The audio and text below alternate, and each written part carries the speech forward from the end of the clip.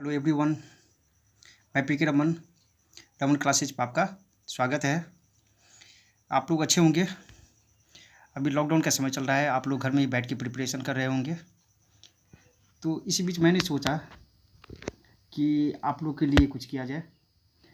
तो इस वीडियो के माध्यम से मैं ये बताना चाह रहा हूँ कि मैंने कैसे फर्स्ट अटेम्प्ट में बहुत ही कम समय का उपयोग कर स्कूल का टीचिंग करते हुए और ढेर सारा वर्क करते हुए मैंने कैसे फर्स्ट अटेम्प्ट में ही CTET यानी कि central board of secondary education July 2019 qualify किया।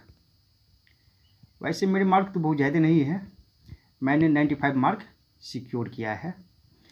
मुश्किल से मैंने 10 से सप्ताह से मतलब कि 7 से 10 दिन का पढ़ाई की। तो मैंने कैसे किया, इतना कम समय में मैंने कैसे प्रिपरेशन किया, क्योंकि ढेर सारा वर्क के साथ साथ एग्ज़ाम भी देना था। क्योंकि मैं अप्लाई तो कर चुका था और मैं बता दूं कि NIOS से मैंने ट्रेनिंग कर रखी थी और NIOS 18 महीने के होने के चलते उसको मान्यता गवर्नमेंट नहीं दे रही थी, इसलिए हम लोग सस्पेंशन में थे। और फिर भी मैंने फॉर्म भर दिया था, बहुत स्टूडेंट फॉर्म भरे थे। तो हम लोग जो है उतने मन से जो है अच्छे से तैयारी नहीं किए और जैसे तैसे एग्ज़ाम दे दिए और लास्ट में जो है सप्ताह 10 दिन पढ़े बस उसी में क्वालिफाई कर गया। तो आपको मैं अपना कुछ टिप्स देना चाहूँगा कि मैंने कैसे किया। ओके, तो आप लोग भी कर सकते हो। ऐसा नहीं है कि इसमें बहुत ज़्यादा इंटेलिजेंट है या बहुत ही ज़्यादा पढ़ता है वही क्वालिफाई कर सकता है, ऐसा कुछ नहीं है।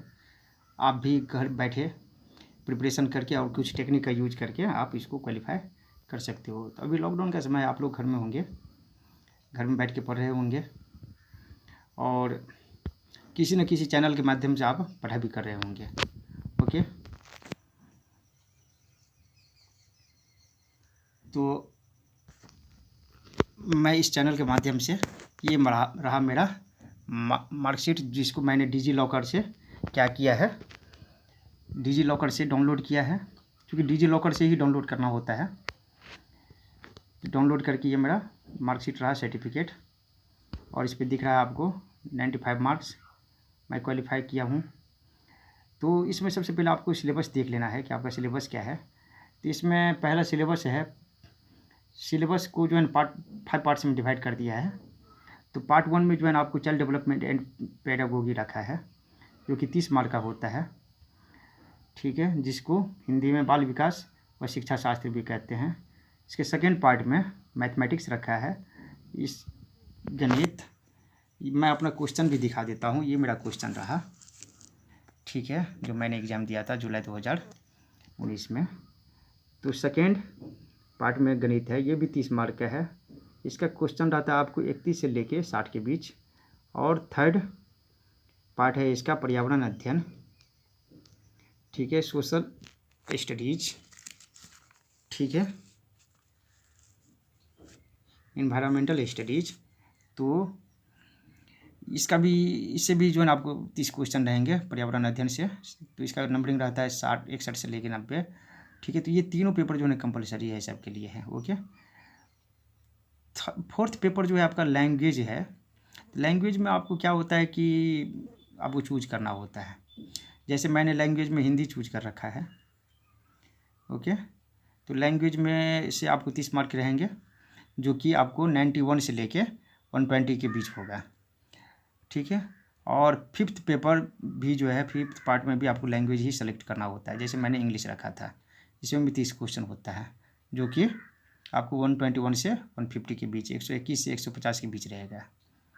ओके, तो आप पेपर समझ गए होंगे कि इसको 5 पार्ट्स में डिवाइड कर दिया और प्रत्येक से जो है 30 मार्क का क्वेश्चन पूछा जाता है। टोटल 150 मार्क का एग्ज़ाम होगा, जिसमें आपको लाना होता है कितना, 150 का 60%, यानी कि 150 × 60/100 यानी कि 90 मार्क्स आपको चाहिए। कितना?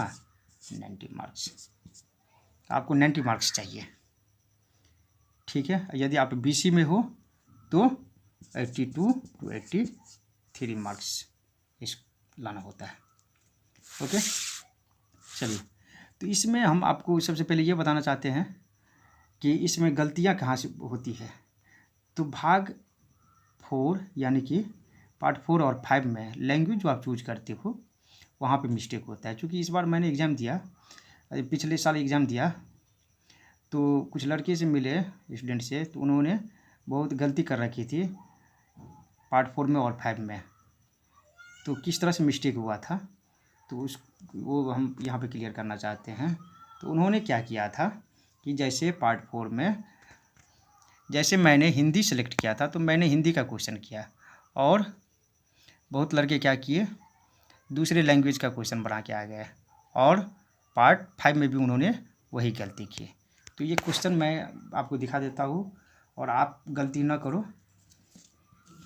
जैसे देखो, ये आपका रहा पार्ट 1 जिसमें बाल विकास व शिक्षा शास्त्र है, चाइल्ड डेवलपमेंट एंड पेडागोगी। तो इससे 30 मार्क आपको बनाना है, ये कंपलसरी है। ओके, ठीक है।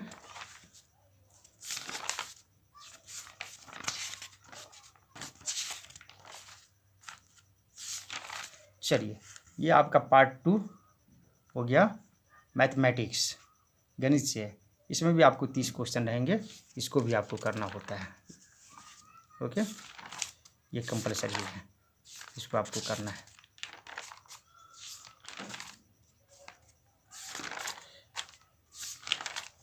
चलिए, पार्ट 3 में है आपका एनवायरमेंटल स्टडीज़ और पर्यावरण अध्ययन। इसमें भी आपको जो है 30 क्वेश्चन रहेंगे और ये भी आपको करना ज़रूरी है। तो ये आप करते जाएंगे और 90 क्वेश्चन तक आपको पहुंचना है। ठीक है, तो ये आपका रहा 90 क्वेश्चन नंबर 90। ओके, तो यहाँ तक पहुँच गए आप। कन्फ्यूजन यहाँ पे होता है पार्ट 4 में। देखिए, पार्ट 4 में लैंग्वेज 1 में इंग्लिश दिया है। क्या लिखा है इसमें? Candidate should attempt question from part 4 question number 91 to 120 if they have opted for English as language 1। यदि आपने लैंग्वेज 1 में इंग्लिश रखा है तो ही इसको बनाइए, नहीं तो इसको छोड़ दीजिए। तो मैंने क्या किया था कि पार्ट 4 में मैंने लैंग्वेज 1 में हिंदी रखा था, तो इस यहाँ पे जो है ये इंग्लिश का क्वेश्चन दिया है, तो इसको मैंने छोड़ दिया। देखिए, मैंने नहीं बनाया, इसको छोड़ दिया। देखिए, ये पार्ट 4 है, आगे पार्ट 4 फिर से आपको मिलेगा। देखिए, ये है फिर आपको ये पार्ट 4, ये भाषा 1 यानी कि लैंग्वेज 1 हिंदी। तो यदि मैंने हिंदी रखा था तो मैंने इसको किया और पीछे जो इंग्लिश था उसको छोड़ दिया। तो आपको भी यही करना है। यदि आप लैंग्वेज 1 में इंग्लिश रखे हो तो उसको करना है, अदरवाइज हिंदी रखे हो तो हिंदी करना है। ठीक है, तो मैंने ये किया। ठीक है, और इसको देखिए पार्ट 5 में यहाँ लैंग्वेज 2 है, ये English. Candidate should attempt question from part 5 121 से 150 if they have opted for English as language 2 only. यदि लैंग्वेज 2 में आपने इंग्लिश रखा है तो आप इसको कीजिए, अदरवाइज इसको छोड़ दीजिए। तो मैंने लैंग्वेज 2 में इंग्लिश रखा था तो इसको किया। ठीक है, और देखिए यहाँ पे पार्ट 5 भाग 2 हिंदी लिखा है, तो मैंने हिंदी नहीं रखा था तो इसको छोड़ दिया, इंग्लिश रखा था पीछे तो उसको किया, इसको छोड़ दिया। तो ये कन्फ्यूज़न आपको क्लियर कर लेना है एग्ज़ाम से पहले, ताकि गलती ना हो। ओके, इतना क्लियर हो गया। तो आपको इसके बाद क्या करना है कि आपको सिलेबस देखना है कि आपको पढ़ना क्या है। तो जैसे पढ़ना है इसमें बाल विकास व शिक्षा शास्त्र, गणित, पर्यावरण अध्ययन, भाषा 1 यानी कि हिंदी अंग्रेजी, और भाषा 2 में भी हिंदी अंग्रेजी। ओके, तो मैंने कैसे प्रिपरेशन किया ये मैं बताना चाहता हूँ इस वीडियो के माध्यम से। तो मेरे पास समय बहुत कम थे, क्योंकि मैं स्कूल में पढ़ा भी रहा था, तो मुझे स्टूडेंट के बारे में और टीचिंग के बारे में जानकारी थी। तो आप लोग भी जो है ट्रेनिंग किए हो, तो एक तरह से आप भी जो है टीचर हो, तो आपको भी स्टूडेंट के बारे में जानकारी होगा और टीचिंग के बारे में भी जानकारी होगा, और जानकारी आप कलेक्ट भी कर सकते हो पढ़ के। ओके, तो इसमें सबसे क्वेश्चन या क्वेश्चन बैंक से जो है डायरेक्ट क्वेश्चन उतना नहीं पूछा जाता है। आपको आपका एक्सपीरियंस आप जो है कितना प्रैक्टिकल हो, बस उससे ही आपका क्वेश्चन बनेगा। ओके, तो मैंने क्या किया कि जैसे एक बुक लिया, मार्केट से एक बुक ले लिया, अरिहंत पब्लिकेशन का CTET TET है, उसमें कुछ प्रीवियस ईयर के क्वेश्चन हैं। इसको लेने के बाद मैंने क्या किया कि कुछ नहीं किया, सबसे पहले इसकी सिलेबस को तो देख ही लिया था, ठीक है। तो इस CTET जैसे 9 दिसंबर 2018 इसके पेपर को देखा, जैसे बाल विकास एवं शिक्षा शास्त्र। इसके क्वेश्चन को, एक सेट को ही मैंने बहुत ही अच्छे तरीके से समझ के पढ़ा, ठीक है। उसी पे कंसेप्ट डेवलप किया कि ये क्वेश्चन पूछता क्या है और किस तरह से पूछना चाहता है, उसको हमको जो है करना होता है, ठीक है। तो मैंने वही किया कि इसके क्वेश्चन को गहन अध्ययन किया, सिर्फ एक सेट को मैंने क्या किया, अच्छे से पढ़ा, और ये क्या चाहता है बस वही जानने की कोशिश की, ठीक है। वैसे मैं तो मैथ का स्टूडेंट हूँ, तो मैथ में मुझे ज़्यादा दिक्कत नहीं हुआ, और मैथ में भी हम इस वीडियो अगले अपने चैनल के माध्यम से अगले वीडियो में आपको बताऊंगा कि कैसे आप मैथ करोगे या और सब पेपर कैसे करोगे, ये मैं अगले वीडियो में आपको अच्छे से बताऊंगा। तो खैर, इस वीडियो के माध्यम, ये लंबा वीडियो होते जा रहा है, इसीलिए इसमें हल्का चर्चा करके मैं रोकना चाहूँगा। तो जैसे ये क्वेश्चन की हम बात करते हैं बाल विकास में, इसमें बोल रहा है कि निम्नलिखित प्रश्नों के उत्तर देने के लिए उपयुक्त विकल्प चुनिए। निम्नलिखित में से कौन सा शिक्षक की भूमिका का सबसे अच्छा उदाहरण, अच्छा वर्णन करता है। क्योंकि आप एक शिक्षक बनने के लिए जा रहे हो, तो आपकी क्या भूमिका होनी चाहिए, ये बहुत ही मायने रखता है, ठीक है। तो इसमें जैसे पहला ऑप्शन है, आराम के लिए जगह बनाना जहाँ बच्चे संवाद और पूछताछ के माध्यम से सीखते हो। तो आज के समय में और पहले भी यही था, शिक्षक की भूमिका का सबसे इम्पोर्टेंस यही था कि आप जो है ना ऐसी जगह पे जो है ना टीचिंग करो या पढ़ाओ जहाँ पे जो है बच्चे आपसे इजी वे में पूछ सके क्वेश्चन, और आप भी उनसे पूछ सके, और एक दूसरे को समझ सके, एक दूसरे के क्वेश्चन को, आंसर को, जवाब को समझ सके। तो यही सबसे बेस्ट विकल्प है। जैसे दूसरा ऑप्शन को आप काट सकते हैं, कक्षा में शिक्षक की सबसे महत्वपूर्ण भूमिका अनुशासन को बनाए रखना है। अनुशासन तो ज़रूरी है, लेकिन अनुशासन के साथ साथ और जो ज़रूरी है, तो इस सेकंड ऑप्शन में छोड़ दिया है, सिर्फ अनुशासन पे चर्चा किया है, इसीलिए ये ऑप्शन आपको गलत हो जाएगा। थर्ड ऑप्शन, एक शिक्षक को निर्धारित पाठ्यपुस्तक का पालन करना चाहिए। नहीं, सिर्फ एक पाठ्यपुस्तक नहीं, पाठ्यपुस्तक के साथ साथ आपको और बहुत सी ऐसी बातें होती है जो भी वो भी बताना होता है। तो सिर्फ इसमें पाठ्यपुस्तक की चर्चा की है, इसलिए ये ऑप्शन भी आपका गलत हो जाएगा। और फोर्थ में, पाठ्यक्रम को समय पर पूरा करने के साथ साथ दोहराने के लिए पर्याप्त समय देना महत्वपूर्ण है।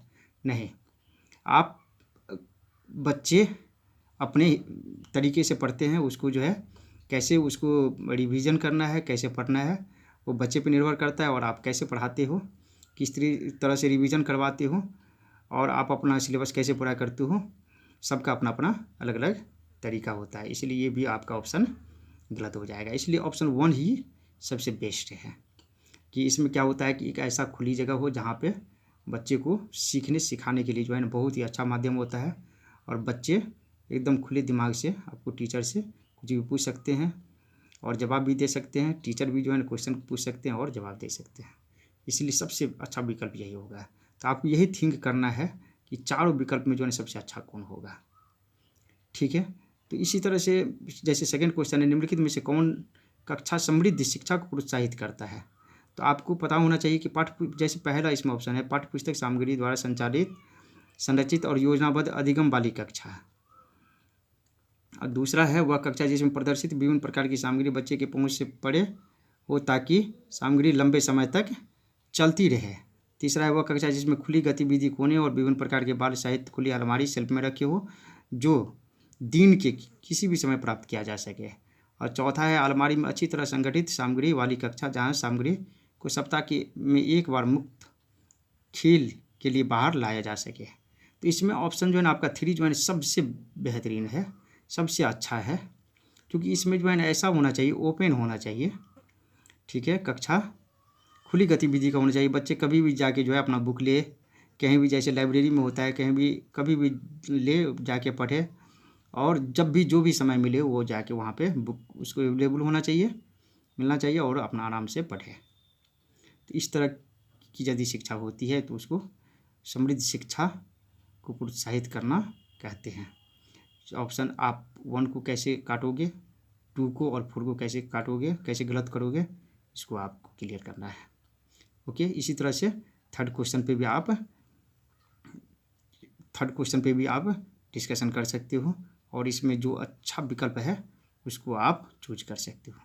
तो इसको, और ये वीडियो लंबा होते जा रहा है, इसीलिए अगले वीडियो में और अच्छे से डिस्कशन करेंगे और आपको जो है ना बताएंगे भी, और जैसे सब्जेक्ट मैथ है और सब सब्जेक्ट है उस पर भी चर्चा करेंगे।